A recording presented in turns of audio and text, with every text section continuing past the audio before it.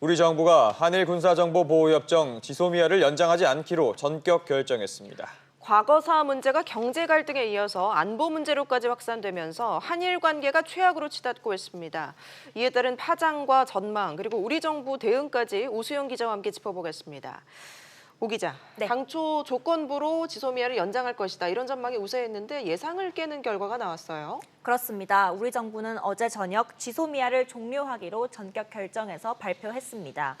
청와대는 일본이 안보상의 이유로 우리나라를 화이트리스트에서 배제함으로써 안보 협력에 중대한 변화를 초래했다면서 이번 파기 결정의 이유를 설명했습니다.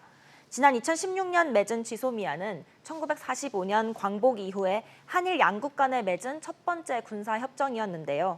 이번 결정으로 앞으로 90일 뒤 자동 종료됩니다. 고노다로 일본 외무상은 어젯밤 남관표 주일 한국 대사를 초치해서 매우 유감스럽다면서 한국 정부에 단호히 항의한다고 말했습니다. 미국 국방부와 마이크 폼페이오 국무장관도 한국의 결정에 대해 실망했다는 입장을 밝혔습니다.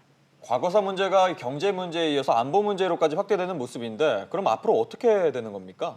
네, 우리 정부의 지소미아 종료는 일본에 대한 전면전 선포라는 의미가 있어서 앞으로 파장이 만만치 않을 거란 전망이 나옵니다. 이번 종료 결정으로 지금까지 한국 정부가 제안했던 강제징용 문제의 해법 등 모든 부분에서 물러날 생각이 없다는 점을 보여준 건데요.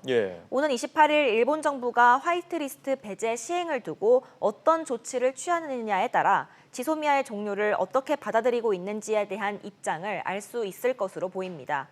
우리 정부의 이번 결정에 앞서서 마크 에스퍼 미국 신임 국방장관, 존 볼턴 백악관 국가안보보좌관, 또 해리 해리스 주한 미국 대사 등 주요 외교안보 인사들을 통해서 한국의 지소미아 연장 희망을 전해왔던 미국과의 관계도 눈여겨볼 대목인데요.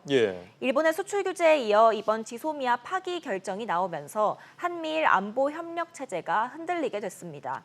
앞으로 있을 방위비 분담금 협상이나 호르무즈 해협 파병 문제에 대해서도 영향을 줄 것으로 보입니다. 네, 앞으로 일본의 경제 보복이 더 심해질 것 같은데 우리는 그에 잘 대비하고 있는 상황인가요?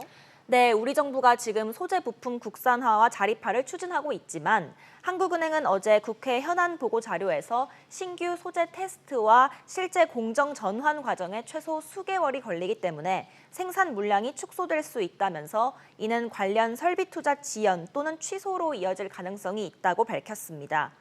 반도체의 원재료인 웨이퍼와 반도체 제조용 기계는 일본산 수입 비중이 3분의 1가량이고 디스플레이 제조용 기계의 경우에는 일본산 비중이 80%를 넘기 때문인데요. 한국은행은 또 수출 규제가 장기화하면 미래 신산업인 비메모리 반도체, 또 친환경 자동차 등 발전이 지연될 우려가 있다면서 수입 규제 대상 품목이 확대되고 규제 대상 여부에 대한 불확실성이 커져서 우리 기업의 경영 계획 수립에 애로가 생긴다고 지적했습니다. 네, 이에 대한 우리 정부의 움직임은 어떻습니까? 네, 기획재정부는 어제 국회에서 일본 수출 규제에 대응하기 위한 추경 예산 총 2,732억 원을 시급히 추진할 사업에 지원하겠다고 밝혔습니다. 기술 개발과 실증 또 테스트 장비를 구축하고 또 양산을 지원하는 데에 총 2,732억 원이 들어가게 되는데요.